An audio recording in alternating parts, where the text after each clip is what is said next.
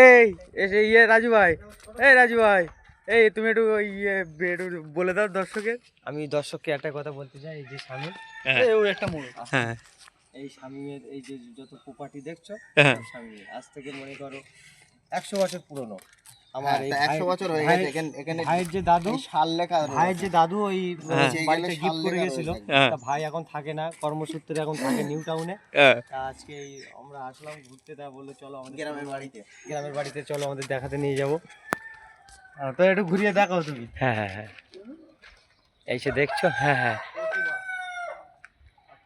হ্যাঁ।